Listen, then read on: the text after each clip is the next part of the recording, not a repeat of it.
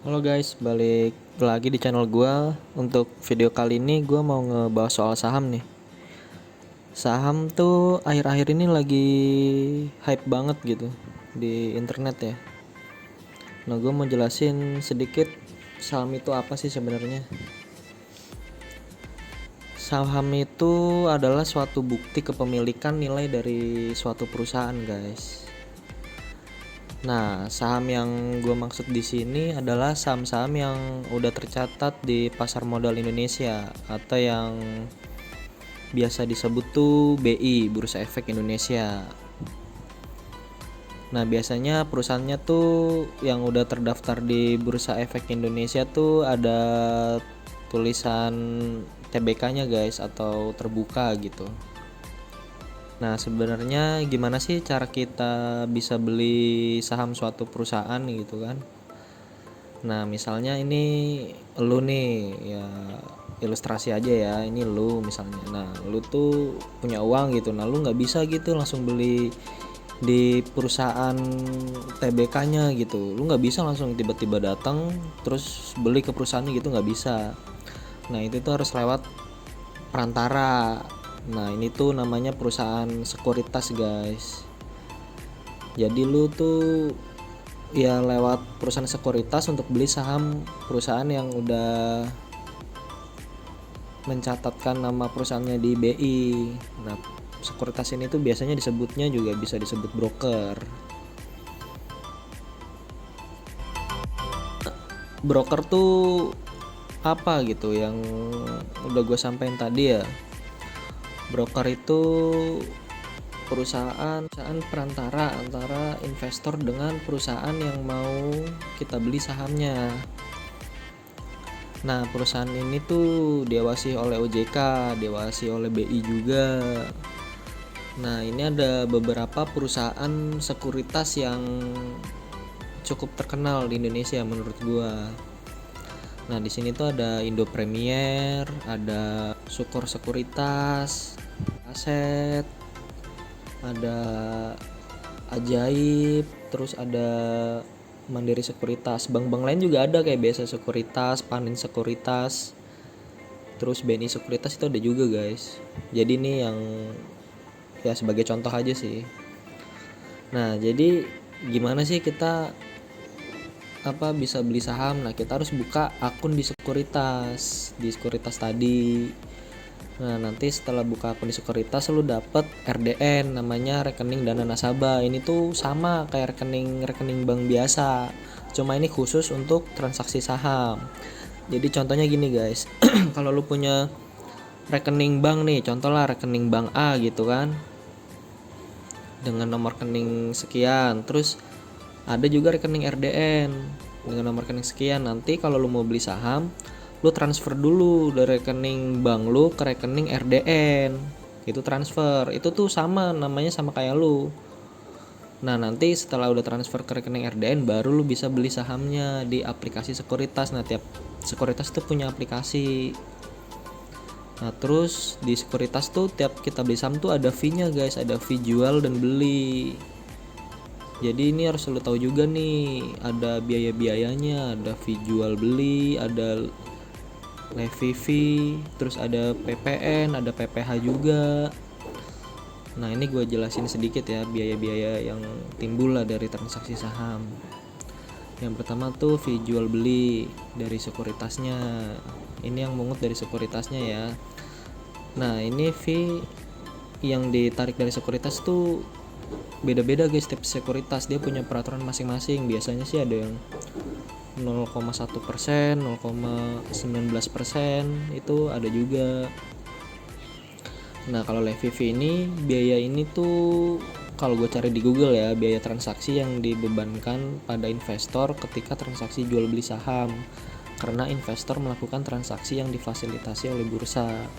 Nah, kalau ini sama nih semua sekuritas, soalnya ini kan aturannya dari BI ya. Nah, levy fee ini tuh 0,043%. Kalau PPN ini ya udah tahu ya, pajak pertambahan nilai. Nah, kalau ini tuh besarannya 10% dari fee jual beli dari broker, dari sekuritas tadi guys. Jadi fee jual beli sekuritas tadi tuh berapa, ya udah ditambahin 10%. Nah kalau PPh ini pajak penghasilan, ini 0,1% dari nilai saham yang kita jual. Jadi ini cuma ada ya pas kita jual saham. Nah sebenarnya semua biaya ini tuh udah include di sekuritas tuh biasanya jadi namanya fee broker gitu guys. Jadi kalau kalian cari-cari di internet fee dari sekuritas tuh itu udah include semuanya, levy fee, PPN, PPh gitu, jadi namanya fee broker. Nah ini gue kasih contoh untuk hitungannya nih biar kalian juga ya tau lah dasarnya biaya-biaya itu berapa aja sih yang timbul, terus apa aja. Nah dari beli dulu ya. Nah kalau beli, contoh nih kita beli saham A seharga 1000 per lembar. Nah minimal beli saham itu 100 lembar atau biasa yang disebut dengan 1 lot. Nah 1 lot itu 100 lembar. Jadi kita bisa minimal beli tuh 1 lot itu atau 100 lembar. Kita nggak bisa beli 50 lot atau 1 lot. Maksudnya 50 lembar atau 1 lembar itu nggak bisa. Minimal belinya 100 lembar atau sama dengan 1 lot. Jadi contohnya gini nih, anggap kita beli saham A 1000 per lembar. Kalau 100 lembar berarti kan 100.000. Nah jadi 1000 dikali 100 ya 100.000. Terus ada fee dari sekuritas, kita ambil contoh yang 0,1% aja ya. Jadi 100.000 tadi dikali 0,1%, ketemunya 100 rupiah.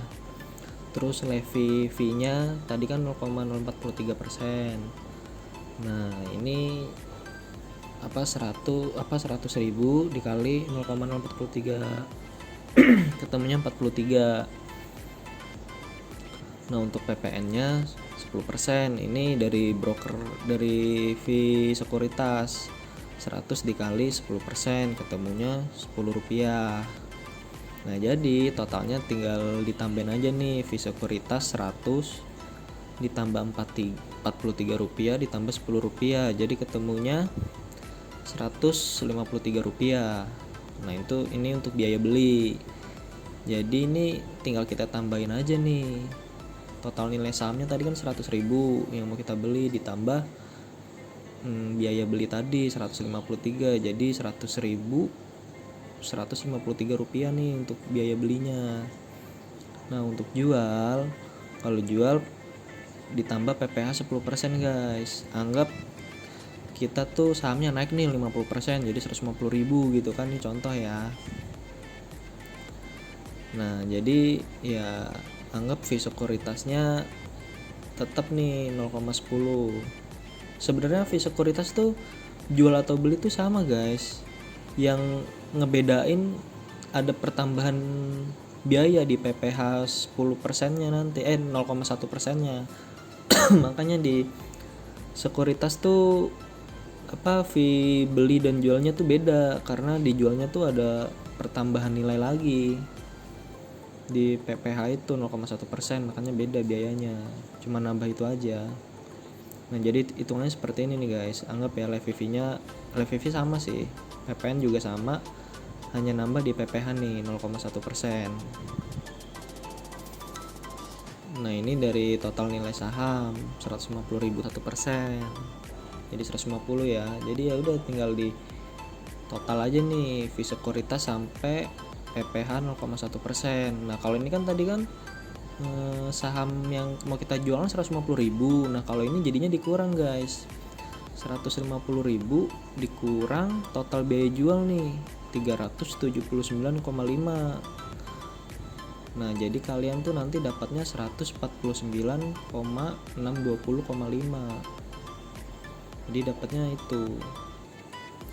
Kalau yang beli, yang mau kita beli ditambah, yang mau kita jual biaya yang mau kita jual tuh dikurang, jadi kita dapatnya nggak full 150.000 tadi. Nah ini gua kasih table deh, tiap-tiap sekuritas tuh fee-nya berapa, terus bisa buka online atau enggak, terus NPWP KTP wajib atau enggak gitu kan, terus sama minimal deposit, soalnya ada minimal depositnya juga, terus sama aplikasinya tuh ada atau enggak di HP atau komputer gitu. Nah ini udah gue coba cari tahu sih masing-masing sekuritas. Sebenarnya semua sekuritas ini tuh bisa online, tapi kalau untuk Mirai Aset, Sukor Sekuritas, dia kalau mau online tuh harus punya bank BCA guys. Jadi kalau kalian nggak punya bank BCA ya kalian harus ya download formnya gitu di web mereka, terus kalian kirim ke kantor mereka lewat ekspedisi, atau mungkin mau ke kantor mereka juga bisa langsung. Nah kalau yang Indo Premier Ajaib ini, kalau kalian nggak punya BCA atau Permata, misal punya bank lain gitu, misalnya punya Bank Mandiri atau BNI, nanti dibikininnya rekeningnya Permata sama si Indo Premier atau Ajaib ini gitu. Terus kalau yang Mandiri Sekuritas, ya gue kurang tahu ya, kayaknya sih dia ya kalau punya bank Mandiri ya mending Mandiri Sekuritas ya, kan biar sama-sama banknya gitu sih. Terus untuk fee-nya nih macam-macam nih, yang paling mahal tuh Indo Premier nih 0,19 untuk beli, untuk jualnya tuh 0,29% ya ini hitungannya. Ajaib nih yang paling murah cuma 0,10 untuk beli dan jualnya. Nah ini tuh semuanya bisa online yang tadi gue bilangin ya. BCA, pokoknya kalau BCA itu bisa online nih, Mirai sama Sukor. Kalau nggak punya ya harus ngisi manual. Terus untuk KTP tuh semuanya wajib, NPWP-nya opsional, kecuali Mandiri Sekuritas nih yang gue tahu kayaknya dia KTP NPWP wajib, NPWP-nya wajib. Nah deposit nih yang gue tahu ya yang paling mahal tuh Mirai sama Mandiri Sekuritas, minimal 10 juta guys.